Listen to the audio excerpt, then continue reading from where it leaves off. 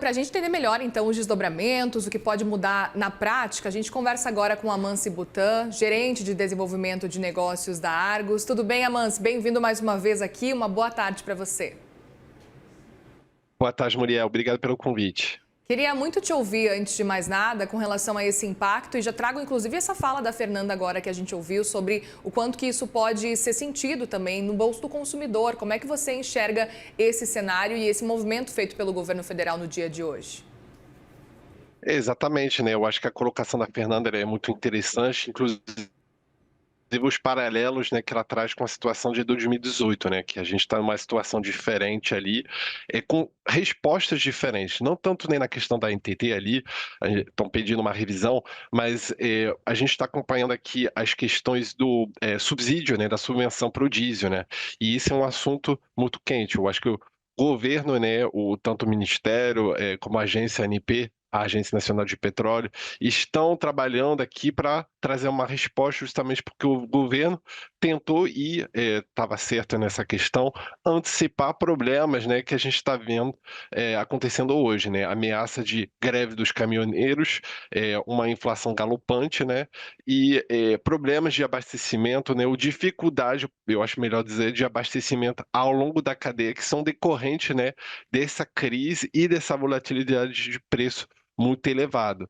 Mas assim, a gente deve ter até sexta-feira uma visão melhor um pouco, né, do como que vai ser os detalhes dessa subvenção. A gente tem hoje, né, as linhas gerais, eles são bem interessantes, mas devido, né, o aumento até hoje, o preço do diesel no mercado internacional, do petróleo e dos derivados de petróleo continua subindo, né?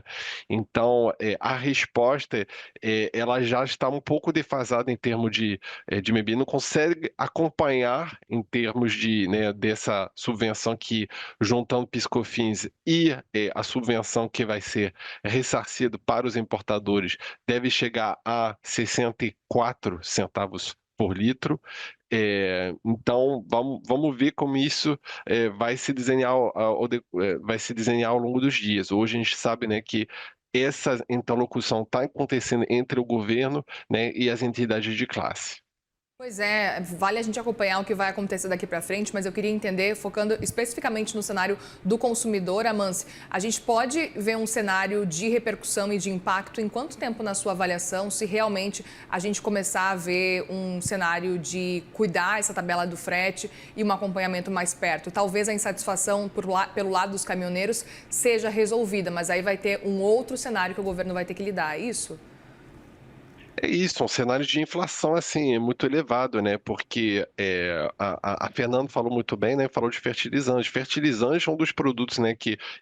Igual o diesel, né? O Brasil é dependente, né? De trazer esse insumo de fora e ele também tem um gargalo aí de produção de fertilizante devido a essa crise no Estreito de Hormuz. Então, ali vai ter, né? A gente já está vendo esse aumento de preço no diesel, e invariavelmente ali você vai ter um efeito em cascata, né? Na questão do combustível, né?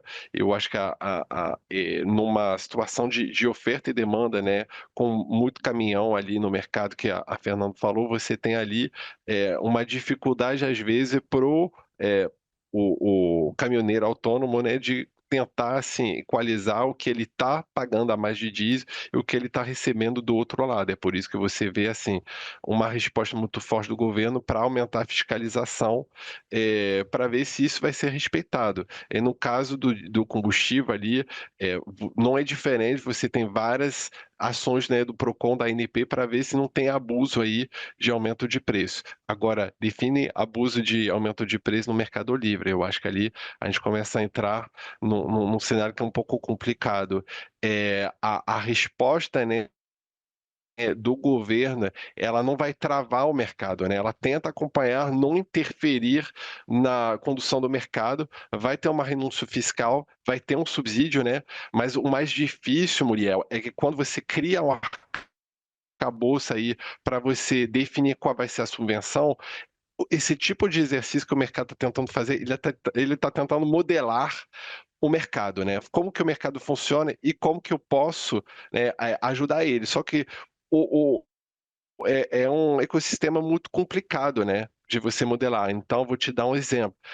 As entidades de classe com que a gente conversou estão falando, você vai criar um mecanismo, né, de preço padrão regionalizado ali, mas que não vai, de repente, estar alinhado com a realidade de abastecimento das próprias distribuidoras. Vou te dar um exemplo. Hoje você tem uma diferença de mais de R$ 2 por litro entre o preço da Petrobras e o preço do mercado internacional. Aí você tira esses 60 e poucos centavos ali da subvenção e da renúncia do PiscoFins, você chega em 1,40. E aí algumas distribuidoras estão dependendo 100% do produto da Petrobras, eles vão estar com preço muito mais baixo. Quem tomou o risco de importar e está com mix de produto entre o preço da Petrobras e o importado mais caro, está com medo de ficar de fora dentro dos trilhos que o governo está definindo para você receber o produto. Então, está causando assim um pouco de preocupação ali, embora, né, todas as entidades de classe ali que estão ao longo da cadeia de abastecimento, acho que reconhece assim esse esforço do governo, estão com medo assim do que ao tentar modelar ali, alguns vão se enquadrar dentro do modelo, vão conseguir receber o ressarcimento e outros não, e de uma maneira que o mercado avalia ser um pouco, né, injusta, né? Porque quem vai importar e vai ter um preço mais caro, de repente, pode ficar de fora da regra de preço que o governo está colocando para tentar justamente conter essa inflação. E aí até queria entender, Amâncio, diante desse cenário, qual seria o caminho que o governo deveria seguir, olhando daqui para frente, levando em consideração que essa fiscalização deve realmente aumentar e talvez aí os preços como um todo, a inflação pode realmente subir diante da sua explicação. Qual que é o caminho? É um cenário estrutural que precisa ser ajustado quando a gente olha para essa área do transporte? Então, é muito difícil prever, porque estão desenhando, né? E aí quem está envolvido ali está vendo os potenciais problemas, né? E eu acho que a questão é realmente ouvir, assim, fazer esse ajuste fino ao longo das semanas ali, embora tenha muita pressa para fazer isso, mas para explicar um pouco como que esse sistema de subvenção funciona. O governo e a ANP, principalmente a ANP, ela vai definir o que é o preço de referência. O que seria o preço de mercado, que acompanha, né, tanto, né, o preço da Petrobras como o preço do custo internacional. E com isso, né, vai definir, fala, olha, isso assim, é o preço teto, que é o preço justo, né, abaixo do qual, né, você tira abaixo desse preço ali, você tira 32 centavos ali da subvenção, e se você consegue vender a esse preço, você está dentro, né, da normalidade que das regras que o governo estabeleceu, e aí você vai receber o subsídio.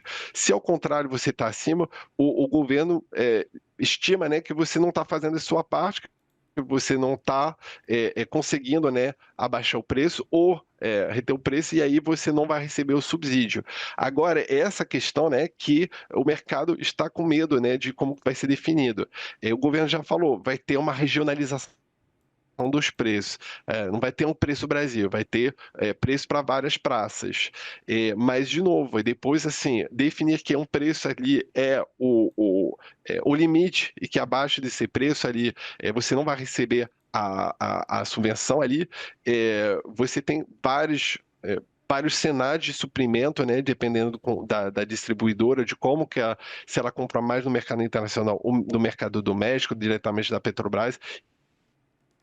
E assim, de acordo com essa estratégia, né, de mix de produto, ela pode se encontrar prejudicada. Então, minha resposta, Muriel, eu acho que assim, o que deveria fazer é muito complexo, né? Então, a questão é mais assim, de você começar a desenhar, tentar modelar como o mercado funciona e ficar à escuta, né, dos participantes, porque se você começa assim, a criar regras com efeitos que acabam sendo prejudiciais para alguns de mercado, você está dando, né, os incentivos errados. E aí, enfim, pode criar distorção de mercado, fraudes ou tentativa de fraudes, né? Então, é isso, assim, acaba podendo criar mais problemas ali ao tentar conter essa alta de preço.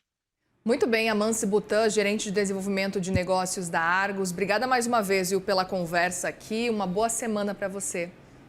Muito obrigado, Muriel, pelo convite. Boa semana para você também. Obrigada.